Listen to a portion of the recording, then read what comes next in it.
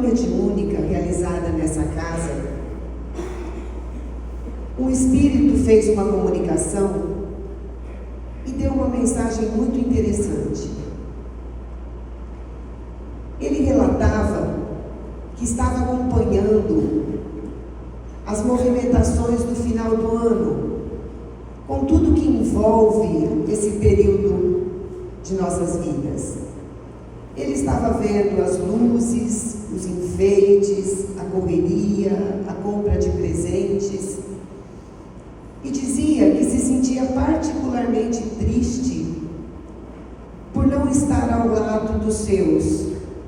Ele gostaria de estar aqui ainda encarnado, ao lado de todos aqueles que amavam, e lamentava muito já ter partido. Ouvindo essa comunicação, eu fiquei a pensar, para todos nós, o que essa época do ano realmente significa? Será que, como esse espírito, nós também ficamos unidos, buscando apenas esses aspectos exteriores de tudo que essa data envolve? Luzes, enfeites, adornos, presentes, correria, mesas fartas, muita comida, muita bebida. Será que a gente reserva algum tempo para refletir um pouco e pensar no que nos move nessa festa? Será que a gente para um pouquinho para pensar que, na verdade, tudo isso acontece porque nós estamos celebrando a vinda ao mundo de um ser de luz que veio nos trazer uma nova visão do que seja a vida, do que seja a morte, do que seja a felicidade? Será que a gente para pensar? Ou melhor, mais fundo, será que a gente já entendeu essa proposta do Cristo? Porque muitas vezes a gente passa por tudo isso sem nem refletir.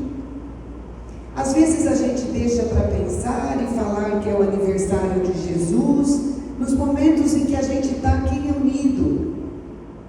No momento em que a gente vai ao templo religioso, mas saiu disso, a gente volta a ficar envolvido por esses aspectos exteriores, por esses rituais.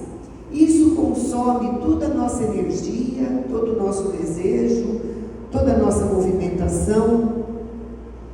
E se a gente pensar bem, o Cristo representou um divisor de águas na história da humanidade.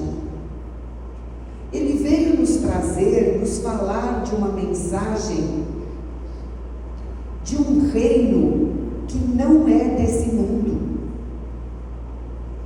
Ele veio nos falar de leis divinas, perfeitas e sábias, que estão escritas em nossa consciência. Ele veio nos dar a certeza de um Pai que nos ama incondicionalmente, independente do que a gente faça, independente do que a gente já tenha feito, independente do que a gente seja, independente da dimensão onde a gente se encontre. Jesus veio nos falar desse Pai de amor. Pensemos um pouco o quanto esses pontos ressaltados pelo Mestre são profundos e teriam o poder de mudar toda a nossa postura perante a vida.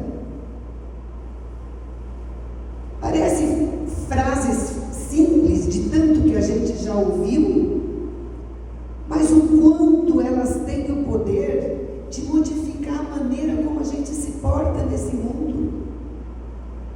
Diante de um mestre que veio nos ensinar coisas tão profundas, será que faz sentido nós resumirmos a nossa busca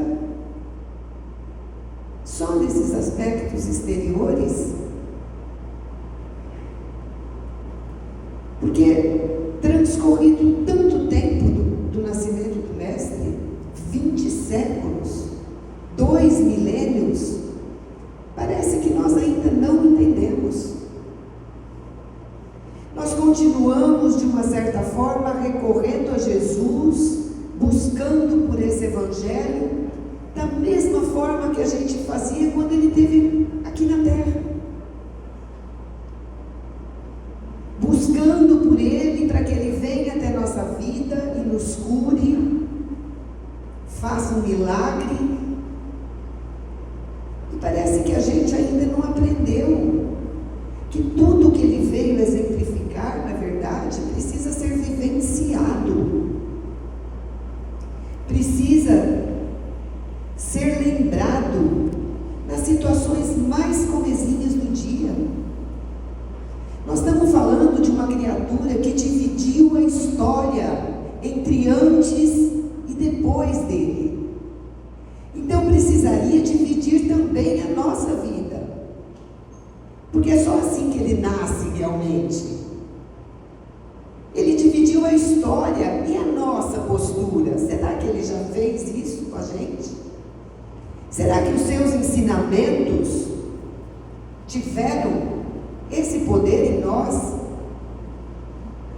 A gente sabe que depois de transcorrido tanto tempo, 2 milênios, a mensagem desse mestre foi sensivelmente adulterada, manipulada, usada em favor daqueles que muitas vezes fundaram religiões, construíram templos. A gente sabe que muito de coisas equivocadas foi feita em nome desse Cristo, que só veio falar de união, de amor e de perdão. Se a gente pudesse resumir de uma forma muito simplista o que o Cristo fez, seriam essas 3 palavras. Mas isso é tudo que a gente não tem no nosso mundo. A nossa busca continua sendo a mesma busca insana de quando Ele esteve entre nós. A mesma busca insana por poder, por dinheiro, por glória, por posição, status. A gente continua buscando tudo isso. Fica impossível dizer nesses 2 milênios, nesses 20 séculos, o tanto de vidas que se perderam, o tanto de sangue que foi derramado em nome desse que só veio falar de amor, de união, de paz. O que nós fizemos com essa mensagem? As guerras continuam com as chamas acesas no mundo todo. E se não no mundo, dentro de nós. Porque de uma certa forma a gente, de uma forma individual ou coletiva, continua envolvido em conflitos. Buscando mais hegemonia, buscando mais posição, buscando mais certezas, defendendo aquilo que a gente acredita ser a única verdade do mundo, e a gente continua engalfinhado nessa busca insana, porque ainda não aprendeu a mensagem do Mestre. Durante esses séculos, a ciência avançou demais. Quanto que nós construímos em termos de instrumentos, de máquinas, de tecnologia, de conhecimento, tudo buscando melhorar a qualidade de vida, o conforto, a segurança, o conhecimento, a margem de vida aqui. Mas a gente continua padecendo dos mesmos males do início da vida do Cristo aqui na Terra. Ainda continuamos sofrendo dos mesmos males. de um egoísmo que nos isola, de uma ambição que nos cega, de um orgulho que nos escraviza, de uma vaidade, de uma arrogância, de uma prepotência que nos impede de ver e admitir o quanto somos frágeis, o quanto somos vulneráveis, o quanto não podemos nada sozinhos. Nós temos uma dificuldade imensa em admitir isso. E, portanto, a gente tem uma dificuldade imensa em dar um direcionamento seguro para tudo que a gente conquista aqui em termos espirituais, em termos materiais. Fica difícil a gente dar um direcionamento certo, porque a gente se esquece que é um espírito. Como eu disse, a gente continua buscando Cristo da mesma forma que a gente buscava lá no início, quando ele esteve entre o povo pregando a sua mensagem de amor. Ele era buscado para quê? Para realizar milagres. A gente continua recorrendo ao Cristo em busca de milagres, para que Ele nos cure,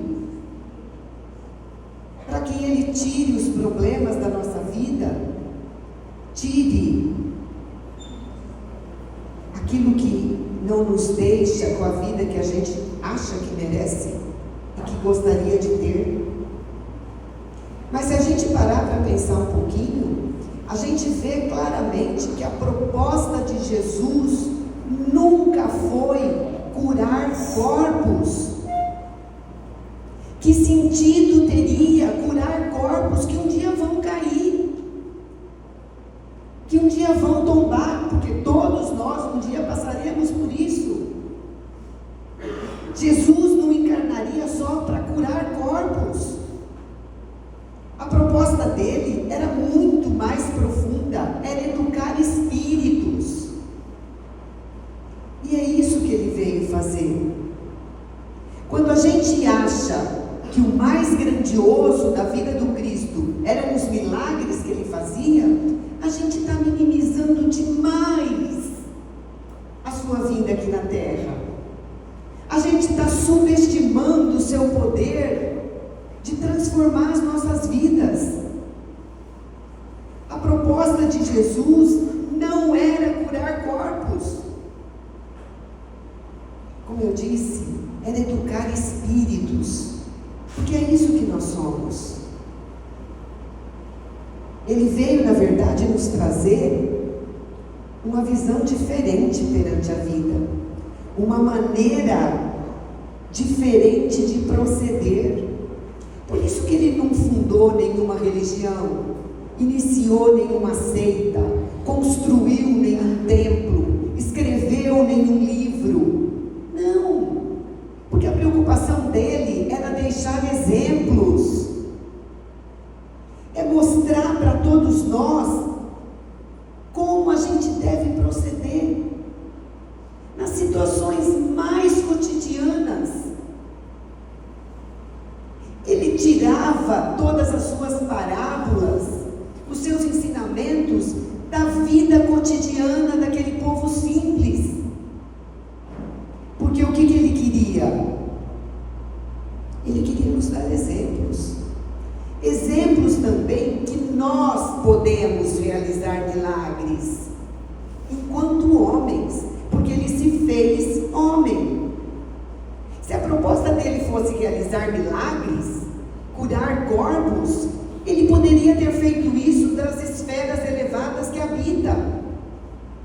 Não precisaria ter encarnado, não precisaria ter se submetido a todo o sofrimento que se submeteu.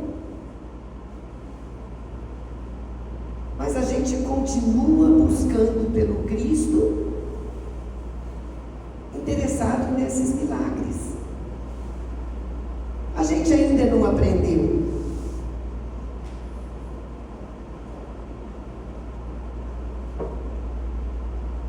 A gente continua relutando em trazer para a nossa vida prática prática, para o nosso dia a dia, e não só para um tempo religioso, as suas lições, os seus exemplos.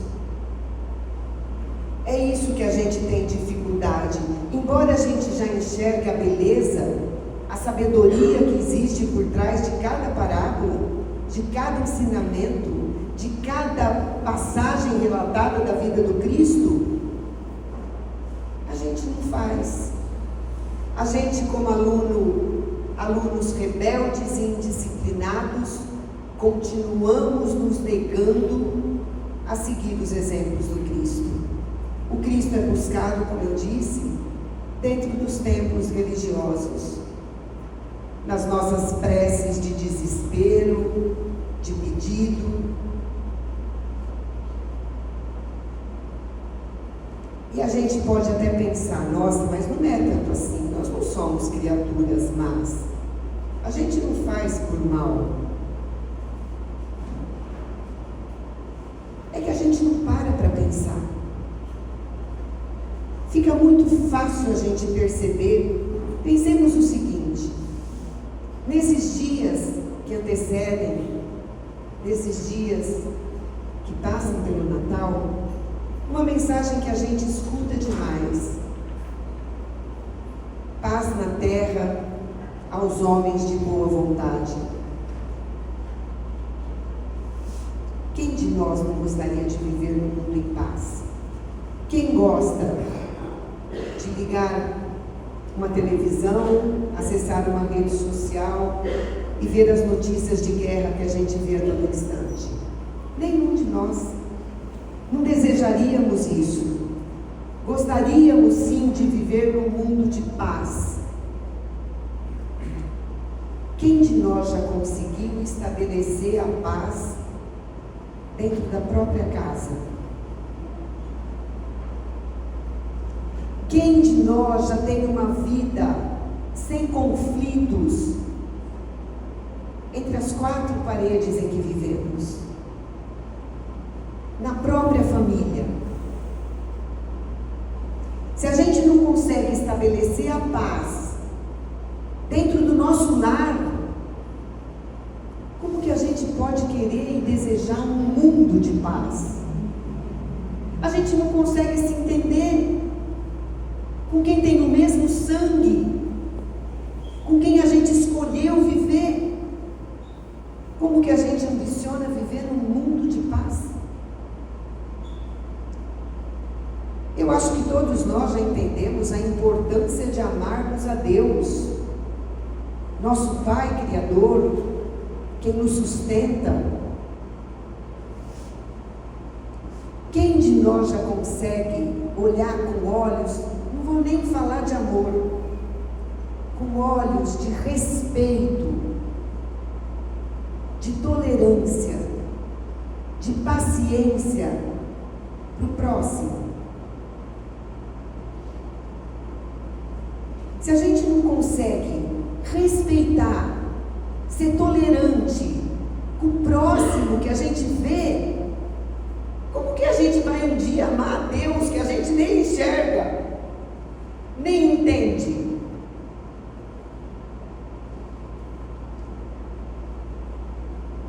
Nós todos gostaríamos que as pessoas perdoassem as nossas atitudes infelizes. Afinal de contas, somos humanos, erramos, muitas vezes pisamos na bola, mas a gente gostaria que as pessoas levassem em consideração a boa intenção que a gente tem dentro de si. Afinal, ninguém erra porque quer, a gente se equivoca, a gente muitas vezes não faz por mal. Então, que as pessoas olhassem para nós e não vissem, relevassem essas nossas atitudes infelizes. Tá certo isso. Mas por que a gente não faz o mesmo quando o erro está no outro? Por que a gente tem essa dificuldade de ter essa tolerância, esse olhar de condescendência, de benevolência quando o outro erra? Por que a gente não procura no outro as intenções que ele tem? Por que a gente não valoriza os propósitos, em vez de valorizar muitas vezes o que que ele fez de errado? Por que a gente tem essa dificuldade, embora deseje para si tudo isso? A gente acha lindo quando Jesus coloca que maior, olha essa foto, maior é aquele que está mais disposto a servir. É lindo isso. É isso que a gente faz no nosso dia a dia. A gente vive se engalfinhando para estar na frente. A gente briga por lugar na fila. A gente quer que o nosso ponto de vista prevaleça. A gente não vai ficar bancando tonto dos outros porque todo mundo monta a cavalo. É isso que a gente fala. Então, como que a gente acredita que maior é aquele que está mais disposto a servir? A gente poderia passar aqui horas falando de passagens do Evangelho que estão totalmente desconectadas da nossa atitude, embora a gente busque o Evangelho, embora a gente acredite, ache bonito e ache válido, mas a nossa atitude não revela isso. E por não conseguir vivenciar tudo isso, a gente começa a se justificar perante a vida, para nós mesmos. Ah, mas eu também não vou fazer o que Jesus faz. Jesus está muito distante de nós. Sim, muito.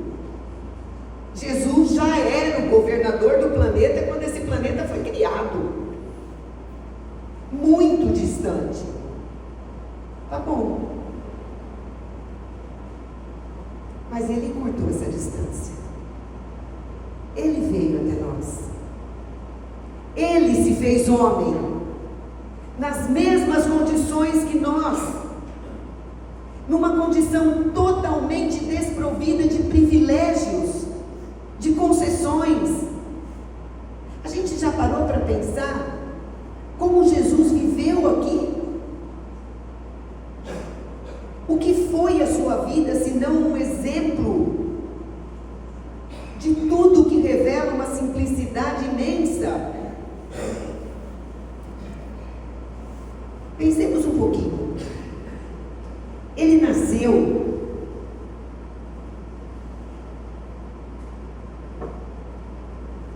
num vilarejo humilde, filho de uma camponesa. Foi criado num outro vilarejo humilde, praticamente sem nome. Trabalhou numa carpintaria com seu pai. Quando nasceu, foi colocado numa manjedoura entre os animais. Após completar 30 anos, ele passou 3 anos de sua vida pregando de lugar em lugar, como pregador itinerante, levando a mensagem da Boa Nova. Nunca escreveu um livro, nunca dirigiu uma empresa, um escritório, nunca constituiu família, não teve casa própria, nunca frequentou uma escola de renome, uma faculdade, nunca viajou a mais de 300 quilômetros do lugar onde nasceu. Pensemos o que são 300 quilômetros para o nosso mundo de hoje. Daqui a Bauru, praticamente.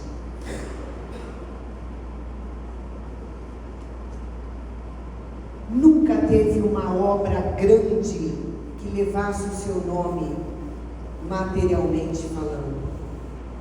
Nunca teve nenhuma posição, uma credencial, a não ser a sua própria presença.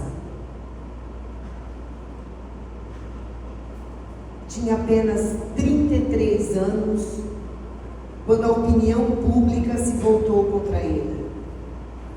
Seus amigos praticamente o abandonaram. foi exposto à humilhação de um interrogatório, a um julgamento injusto, foi condenado injustamente, pregado em uma cruz entre dois ladrões. Depois de morto, seu corpo foi levado para uma sepultura emprestada por um amigo. E decorridos 20 séculos, ele continua sendo a figura central do progresso da humanidade. Todos os exércitos que já marcharam, os navios, as frotas que já navegaram, os imperadores que guerrearam, os reis que já reinaram, tudo isso junto não causou o impacto que o Cristo causou na história dos homens. Ele, como eu disse, ele dividiu a nossa história entre antes e depois dele. O Espírito de Emmanuel, ele nos fala o seguinte: Jesus não apareceu em decretos sensacionais, em troféus revolucionários ou em situações de domínio e comando. Ele chegou em paz numa manjedoura simples, exemplificou o trabalho e provou que não é necessária a evidência social ou econômica para ser útil a Deus. De uma aldeota singela, com alguns poucos amigos totalmente obscuros, ele começou a transformação da humanidade. Foram esses os elementos, os instrumentos que Jesus usou para remodelar a vida terrestre. Tudo isso para nos mostrar que é possível sim agir como ele agia. A gente empurra com a barriga porque a gente não quer fazer, mas tudo que ele fez estava ao nosso alcance. Para qualquer um de nós, para todos nós, é possível fazer o que Jesus fazia.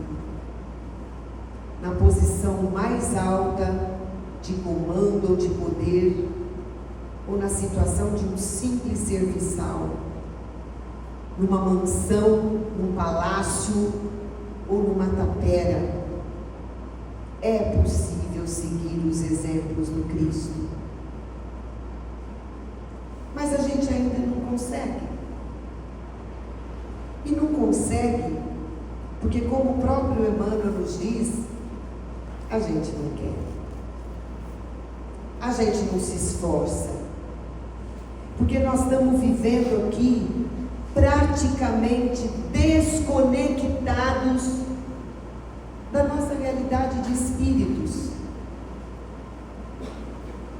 Como eu falei, a gente busca nesse mundo os rituais, os valores exteriores.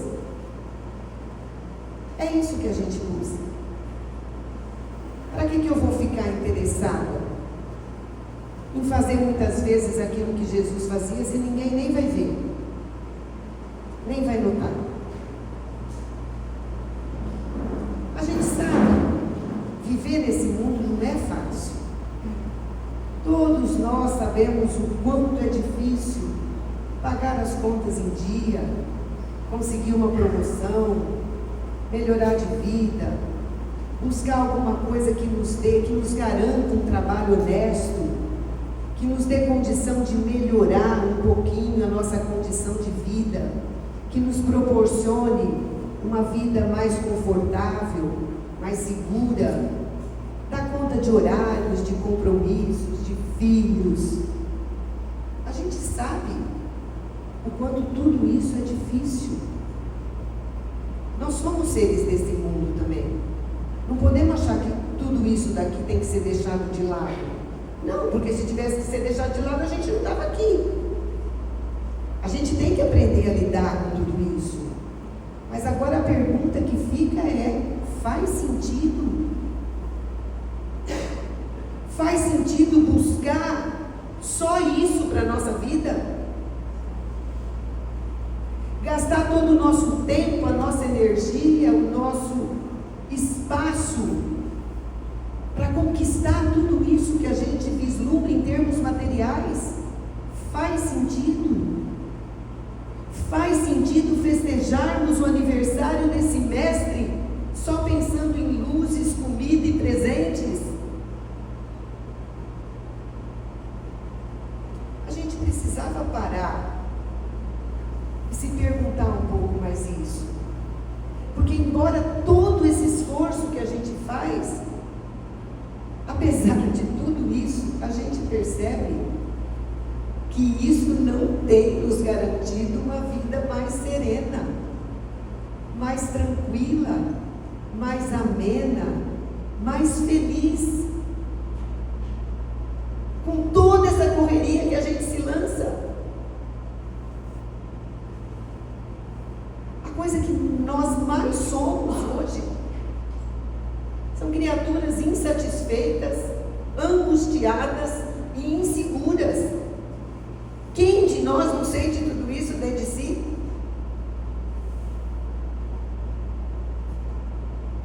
E o que isso tem feito de nós? A gente busca e não alcança. Por quê? Daí a gente acha que não está buscando o correto, porque não está alcançando tudo que quer, tudo que precisaria. Então nós estamos nos lançando a todo tipo de compulsão, pela comida, pela bebida, pelos vícios, pelas drogas, pelo sexo desregrado e cada vez mais pelo suicídio. Porque a gente quer fugir. A gente quer fugir de si mesmo. Nós não estamos dando conta desse sentimento de vazio que ainda está dentro de nós, apesar de tudo que a gente tem feito. Eu estava comentando hoje à tarde aqui uma coisa interessante. Outro dia eu ouvi numa palestra um raciocínio que eu nunca tinha parado para pensar. Porque a gente fala assim: quais são os males do nosso tempo? Estresse, depressão, insônia, síndrome do pânico, transtornos, que cada dia surge um nome novo, todo tipo de transtorno, de compulsão, insônia, burnout, fibromialgia, dor crônica. Essas são as doenças do nosso tempo. A humanidade nunca padeceu tanto de transtornos mentais. Esse palestrante falava o seguinte: para que nós tenhamos uma ideia do quanto nós estamos doentes, a gente podia fazer um teste, tirar da nossa vida por 1 ano todos os remédios tarja preta. Vocês já pensaram o que seria da humanidade?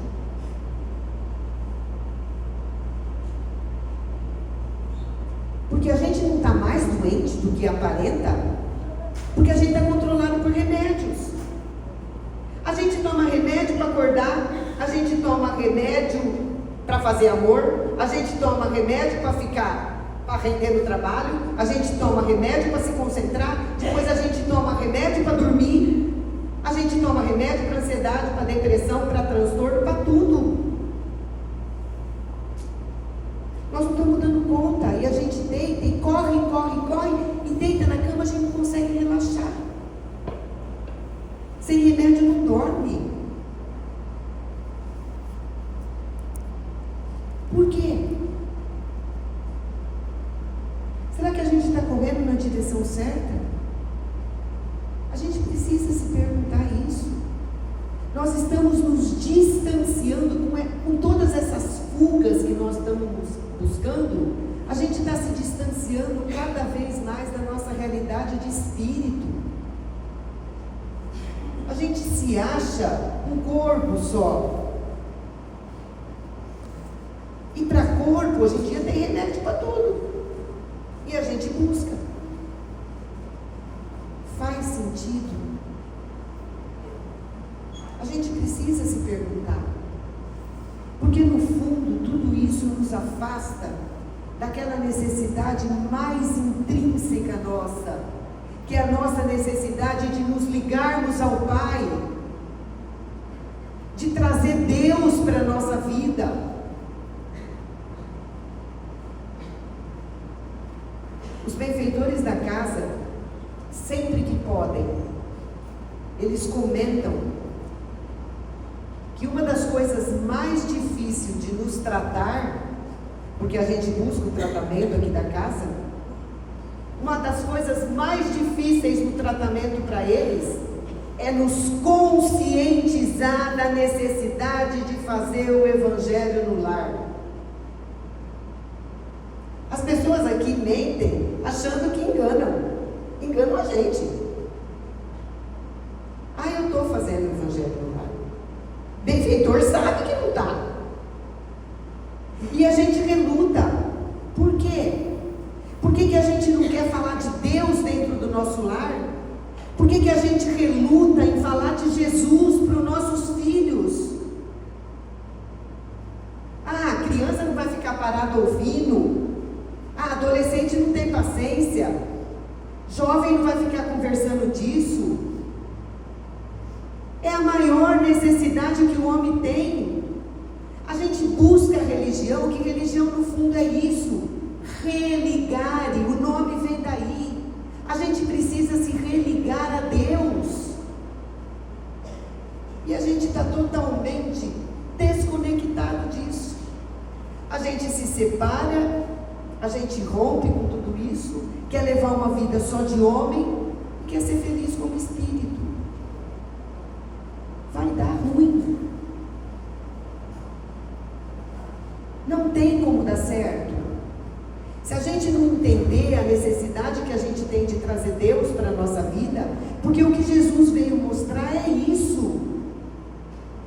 Ele veio nos falar de um Pai de amor, porque na época, Deus era temido. As pessoas eram levadas a obedecer a Deus por medo. Ele veio nos falar de um Pai de amor. Ele mostrou essa união com o Pai em todos os momentos da sua vida. Por que a gente reluta? O que Jesus veio falar não eram só palavras bonitas, nada. Palavras que muitas vezes ele falou, outros sábios da antiguidade, outros filósofos disseram, só que ele vivenciou. Ele exemplificou tudo. E a gente meio que torna tudo isso inútil. Porque a gente reluta em trazer para a nossa vida. Ele fez por mim. Não é isso que a gente passou séculos ouvindo nas religiões? Jesus morreu por nós? O sangue do Cordeiro foi derramado para nos livrar de nossos pecados? Ele já fez, então eu não preciso fazer. Para que eu vou fazer? Só que eu pergunto, está dando certo? A gente está feliz? O Evangelho do Cristo é a receita para a gente curar a nossa vida. Mas o que a gente continua preferindo? Fica doente, pede para ele vir curar. Fica doente outra vez, pede para ele vir curar. Fica doente, pede para ele vir fazer milagre. A gente não se cura. Quantos curados pelo Cristo enquanto ele esteve aqui? Quantos voltaram a ficar doentes? O Evangelho narra. Por quê? Jesus dizia: vá e não peques mais, a tua fé te curou.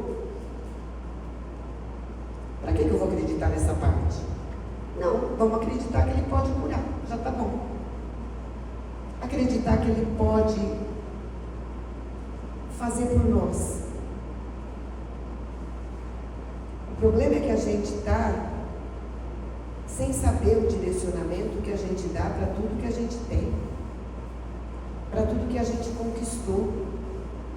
Porque o correto seria que tudo que a gente conquista em termos materiais servisse de alicerce para a gente crescer espiritualmente. A gente faz o contrário. A gente usa todas as potencialidades de espírito para crescer mais materialmente. É isso que a gente faz. E é por isso que nós temos adoecido.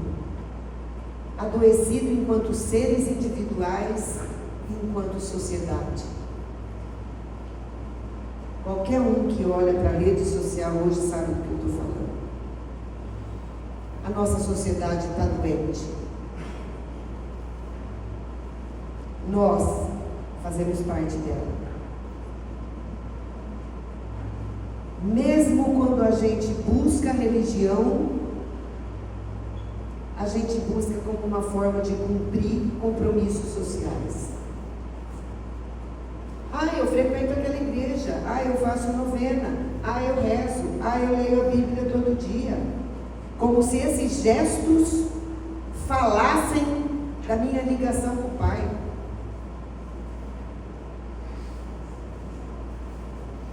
Não são rituais, gestos exteriores que me ligam a Deus. O Cristo colocou: o reino do céu está dentro de vós. É a minha ligação íntima. É assim que eu me ligo a Deus. E isso envolve transformação, crescimento. Porque sempre que eu aprendo uma coisinha, eu estou pronta para aprender outra além. Porque nós estamos longe ainda dessa perfeição que nos é possível. Então, quando eu aprendo uma coisinha, não significa que eu sei tudo. Significa que eu estou pronta para aprender mais. Basta que a gente faça uma pergunta. Nesse findar de ano,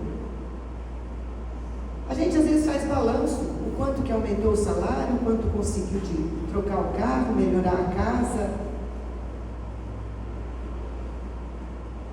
Será que se a gente pudesse perguntar hoje, eu sou uma criatura mais benevolente do que eu era no final de 2023? Hoje, eu tenho mais paciência do que eu tinha? Hoje, eu respeito mais aquele que pensa diferente de mim? Não, a gente corre cancelar, bloquear, não quer nem ouvir falar.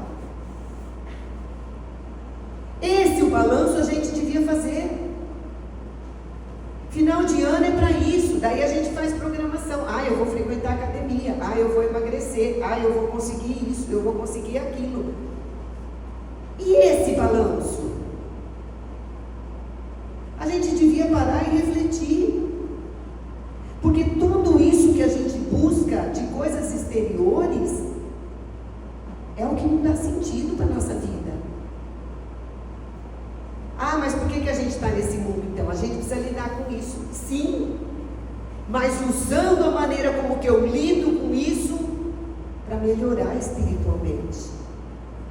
É na maneira que eu lido com esses aspectos materiais da vida que eu me transformo. Que eu me torno uma criatura mais benevolente, mais condescendente, de mais respeito, de mais empatia. A gente está buscando isso. Aquilo que a gente busca nesse final de ano, aquilo que foi lembrado por essa entidade que eu falei no início, é o que deveria ocorrer dentro de nós.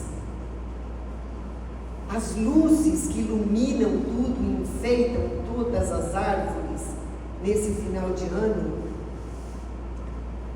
as luzes que a gente acende na fachada da nossa casa, deveriam ser substituídas pelas luzes que a gente acende dentro de nós. Jesus nos disse: faça brilhar a tua luz.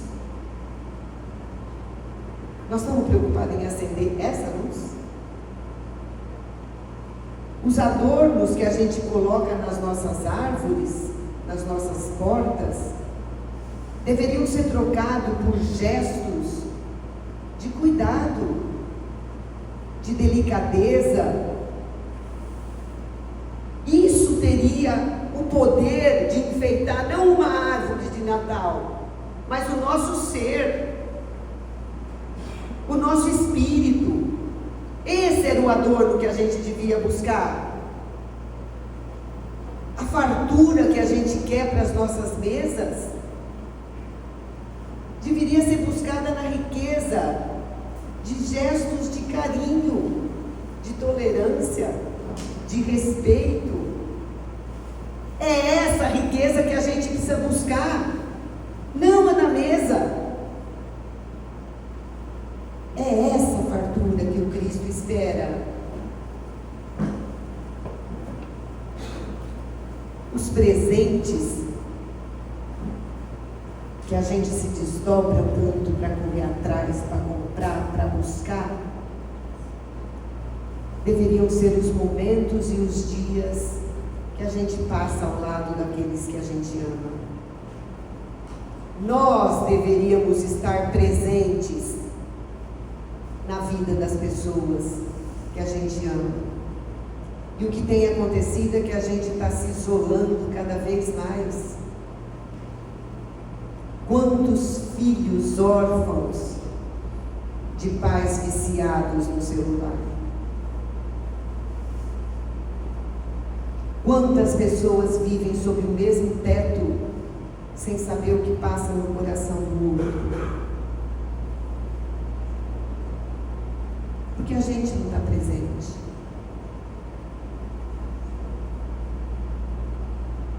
E tudo isso, na verdade, faz com que a nossa vida vá perdendo sentido, vá perdendo propósito.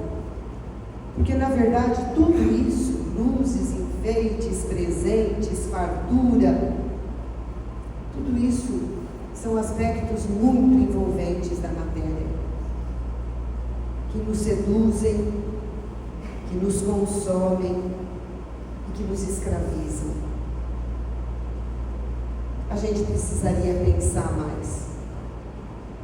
Buscarmos a religião dessa forma, buscarmos o Cristo dessa forma, não vai fazer com que a gente se transforme de fato.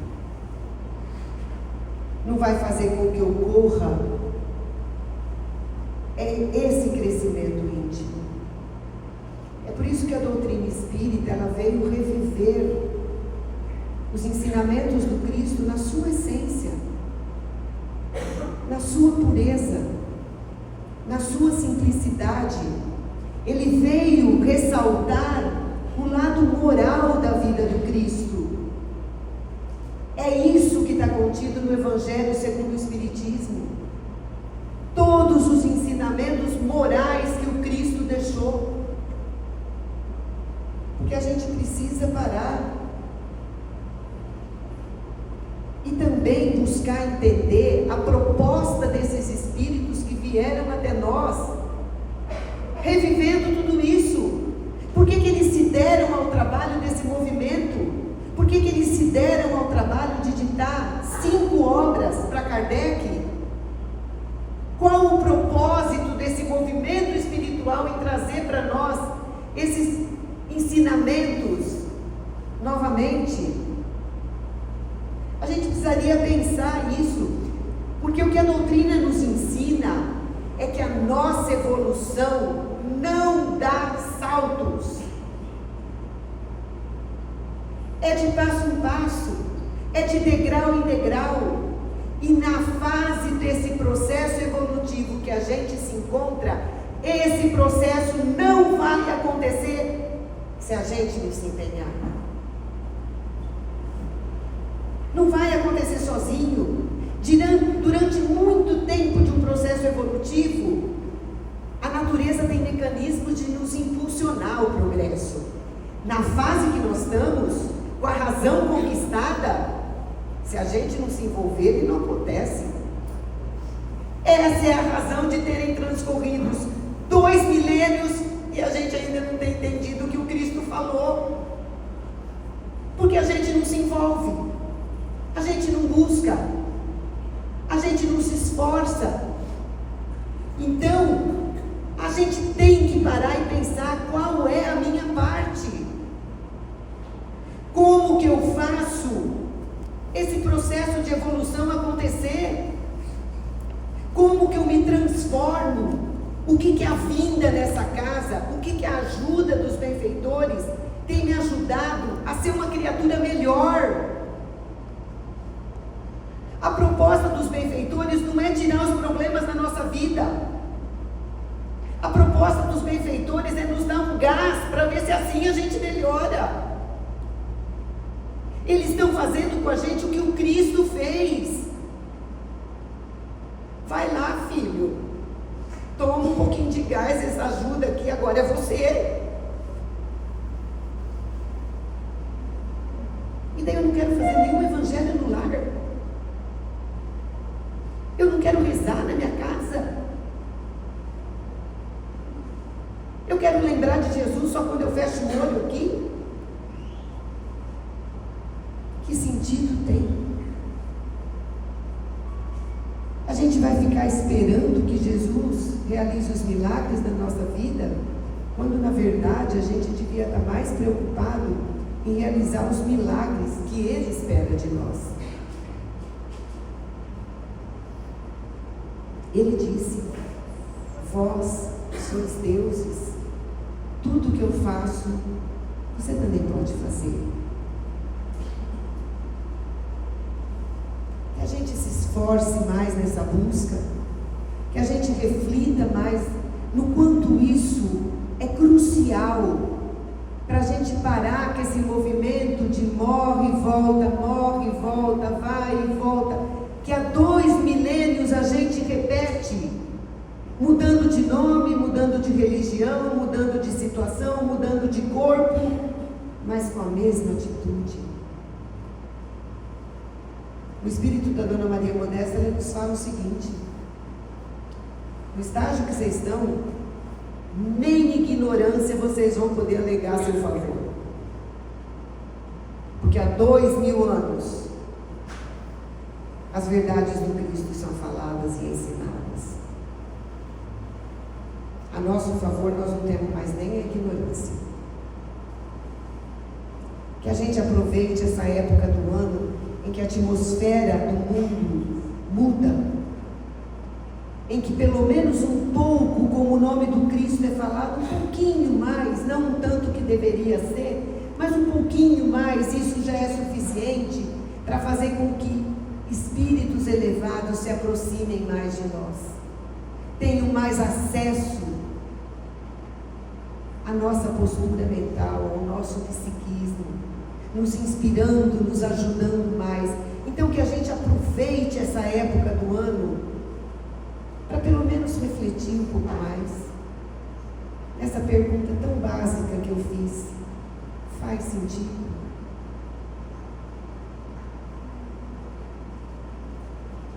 Conta-se que aquele inverno nos Estados Unidos estava sendo muito rigoroso.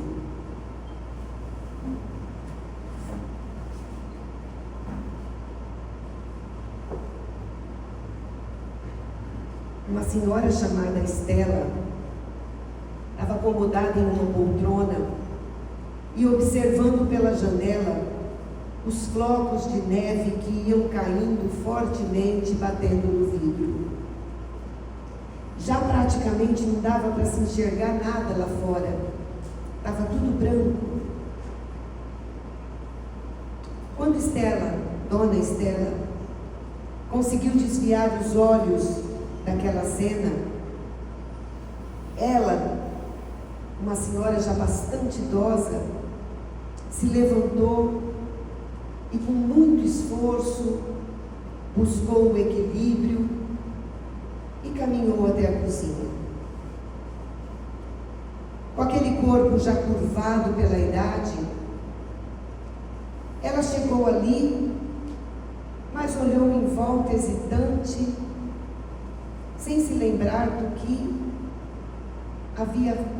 tinha ido para fazer ali. Olhou para o relógio na cozinha e ele marcava 15 horas. Ela então pensou: eu devo estar vindo aqui para descongelar alguma coisa para fazer uma refeição para o jantar. Mas nesse momento ela pensou: seria mais uma refeição sozinha. Uma refeição que ela não tinha vontade nenhuma de fazer e muito menos de saborear. Ela encostou a cabeça na porta fria da geladeira, lutando para conter as lágrimas, enquanto mais uma vez aquela onda de tristeza tomava conta de todo o seu ser. Ela havia perdido o marido no último verão, e aquilo tinha causado um sofrimento tão grande, um vazio tão imenso dentro dela, que estava sendo muito difícil aguentar. Como que ela ia suportar mais um dia sem ele? Lutando contra aquele abatimento, ela fez força para endireitar o corpo e começou mentalmente a repetir para si mesma uma enorme lista de coisas que ela tinha para agradecer. Ela tinha que ser grata. Ela não podia ficar se entregando àquele sofrimento. Afinal, ela tinha saúde, ela tinha um teto para abrigá-la, ela tinha renda suficiente para viver o resto dos seus dias, ela tinha livros, assistia TV, fazia trabalhos manuais, cuidava do jardim do verão, olhava os pássaros pela janela no inverno. Eram muitas coisas para agradecer. Mas naquele dia, a tempestade estava deixando tudo mais triste. E ela se lembrou que ela nunca havia tido medo de tempestade enquanto o marido era vivo.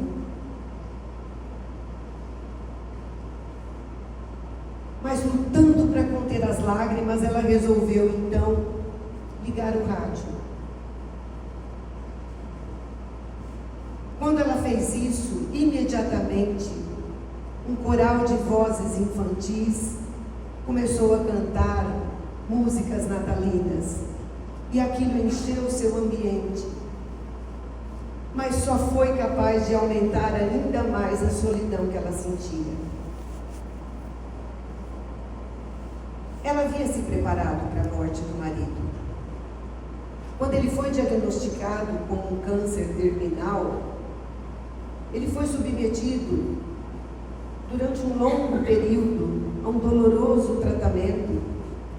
Durante esse tratamento, ele preparou a sua ida, deixou tudo arrumado para que ela não tivesse maiores preocupações, tudo estava acertado. Mas o que ela fazia com aquela terrível solidão e com aquela terrível ausência que ela sentia? Isso ela não tinha, ela não sabia. Eles não haviam tido filhos. Enquanto eram jovens, trabalhavam muito, tinham uma vida agitada, cheia de amigos, cheia de viagens. Mas agora, muitos amigos já haviam morrido também. Um casal de amigos convidou-a para passar aquele Natal na Flórida, longe do frio, mas ela não quis ir. Era o seu primeiro Natal sem ele, e ela decidiu passar ali sozinha. Enquanto a sopa fervia, Ela sentou-se na sala e começou a manusear a correspondência que havia chegado com aqueles dedos dolorosos, judiados pela artrite. Foi abrindo a correspondência e viu que a maioria eram cartões de Natal. Cartões que ela enfileirou em cima de seu piano. Essa era sua única decoração de Natal. Ela não havia tido ânimo nem para tirar da caixa o presépio que o marido havia feito com suas próprias mãos. Apoiada sobre o piano, ela deixou as lágrimas correrem. Como seria possível resistir àquele inverno sem ele? Resistir ao resto de sua vida sem ele? A vontade que ela tinha era de ir se deitar e só levantar quando a primavera retornasse. Mas nesse instante, a campainha tocou. Ela se assustou, porque quem poderia ser com aquela nevasca imensa que acontecia lá fora? Foi até a porta, abriu a janelinha e viu ali um jovem açoitado pelo vento, pela neve, carregando uma caixa. Ele então perguntou a ela quem era Dona Estela. E ela disse: sou eu. Abriu a porta para ele e ele disse: eu estou trazendo uma encomenda para a senhora. Colocou aquela caixa no chão e ela ficou ali, sem entender o que era aquilo, mas nesse instante ela se assustou porque a caixa mexeu. O rapaz, vendo que ela havia se assustado, disse a ela: me desculpe. Abriu então a tampa da caixa e ela viu que dentro havia um lindo cãozinho labrador de pelos dourados. O rapaz pegou aquele trêmulo cãozinho, entregou para ela. Falou: minha senhora, esse cãozinho é seu. Ele tem 6 semanas. Ela ficou sem entender, mas o cãozinho, feliz por haver sido libertado, começou a lamber suas mãos, seus braços, seu rosto. Ele então colocou a mão no bolso e tirou um envelope e disse a ela: nesse envelope a senhora vai encontrar a explicação para tudo. Esse cão foi comprado 6 meses antes, quando ele ainda estava na barriga de sua mãe. O rapaz foi ao carro, pegou mais algumas coisas que seriam destinadas ao cuidado com o cão, e quando ele voltou, ele apenas disse a ela: esse é um presente de seu marido. Foi embora. Ela se sentou e olhou para aquele envelope onde tinha aquela letra tão conhecida. Daí ela não conseguiu mais conter as lágrimas. O marido havia escrito aquelas palavras 3 meses antes de morrer. Era o seu último presente de Natal para ela. Naquela carta estavam escritas palavras que recordavam uma vida inteira de afeto e cumplicidade. Palavras que falavam de um amor que foi construído com gestos de carinho, de cuidado, de respeito, de entrega e de parceria. Eram palavras de alguém que sabia que a morte era apenas uma separação passageira Porque a vida, como ele dizia, ela é muito maior que tudo isso. Ela é muito maior que esse período de tempo que vai do nascimento até o túmulo. E a prova maior disso, quem deu foi Jesus, cujo nascimento é celebrado nesse Natal. Eram os ensinamentos dele que mostravam a ele que na verdade a morte não existia. Ali existiam palavras também de incentivo, de consolo e de conselhos para que ela se mantivesse firme, porque ele tinha certeza, a separação era passageira. E ele estava aguardando por ela, ansioso para reencontrá-la.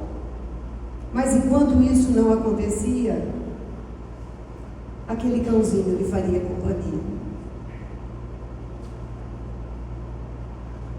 Ela olhou para aquela bolinha de pelos no seu colo, já se aconchegando ali, e ela foi tomada por uma imensa sensação de bênção e de gratidão. Não era mais uma sensação de sofrimento, de solidão. Não. Era alegria e gratidão por tudo que ela teve e continuava tendo.